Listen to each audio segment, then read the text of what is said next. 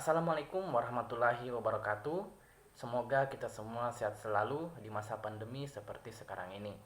Perkenalkan, nama saya Muhammad Sandi dengan nomor stambuk A311-18018.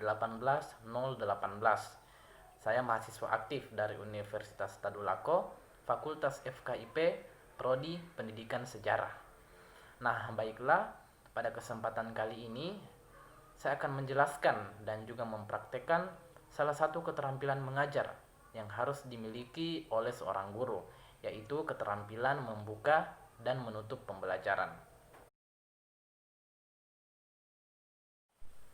Baiklah, terlebih dahulu saya akan menjelaskan dan juga mempraktekkan bagian pertama dari keterampilan ini, yaitu keterampilan membuka pelajaran.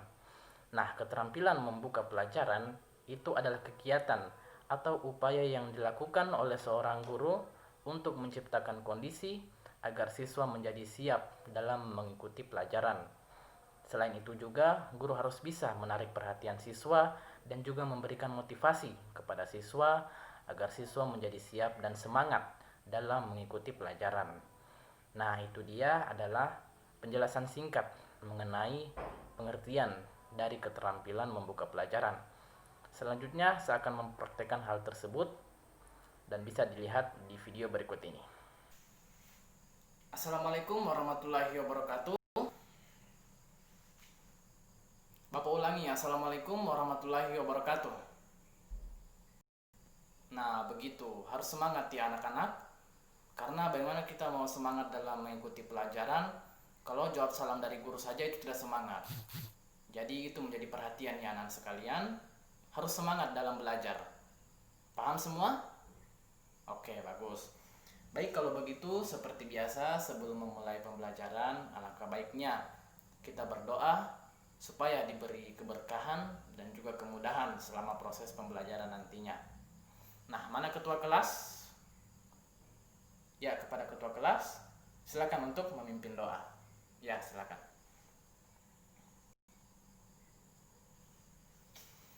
Nah, oke, baik. Kita sudah berdoa dan satu hal lagi sebelum kita masuk kepada materi pelajaran, Bapak ingin hadir hari ini. Rizal, siapa lagi? Hanya Rizal? Oke, hanya satu orang ya.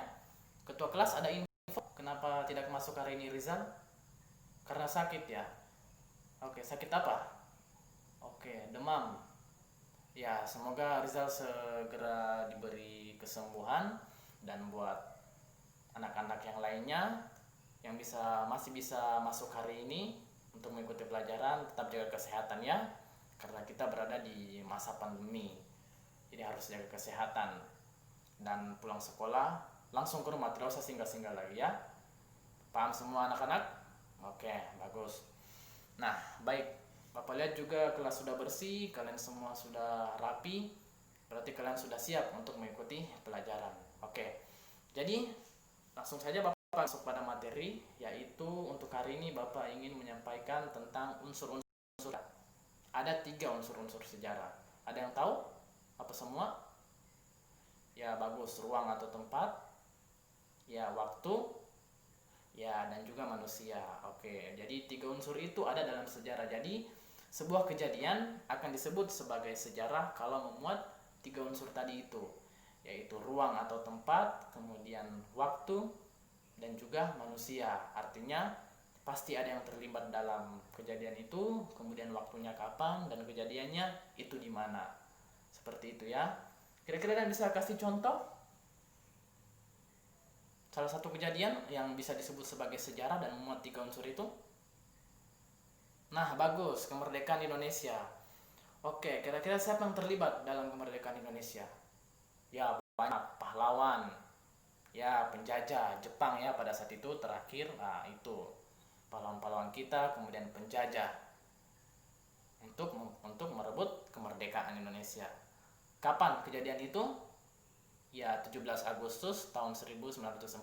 Akhirnya Indonesia merdeka melalui proklamasi yang dibawakan oleh Soekarno dan Soekarno-Hatta. Oke.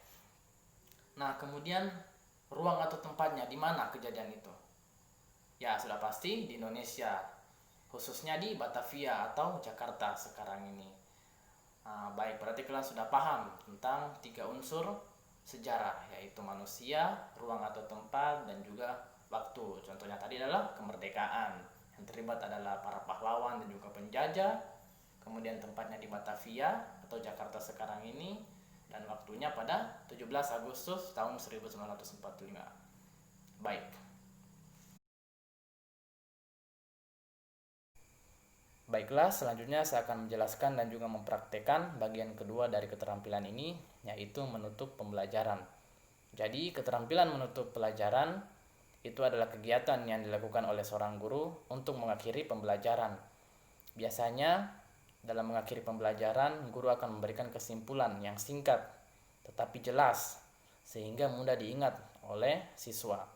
Dan selain hal itu juga biasanya guru mengevaluasi sejauh mana siswa memahami materi yang telah dibawakan oleh guru tersebut. Nah, jadi itu adalah penjelasan singkat mengenai keterampilan menutup pembelajaran. Selanjutnya saya akan mempraktekannya dan bisa dilihat di video berikut ini. Baiklah anak-anak, berhubung waktunya sudah akan habis, Bapak rasa cukup sekian untuk hari ini. Namun sebelum mengakhiri pembelajaran, Bapak ingin bertanya, ada yang bisa menyimpulkan tentang materi yang Bapak bawakan tadi mengenai unsur-unsur sejarah? Ada yang bisa? Ya, silakan ketua kelas. Ya, sudah bagus kesimpulannya. Jadi Bapak lengkapi lagi bahwa unsur-unsur sejarah itu adalah hal-hal yang memuat dalam kejadian sejarah, yang pasti ada dalam kejadian sejarah, yaitu manusia sebagai yang terlibat, kemudian tempat di mana kejadian itu, dan yang terakhir adalah waktu, kapan kejadian itu. Jadi itu dia ya.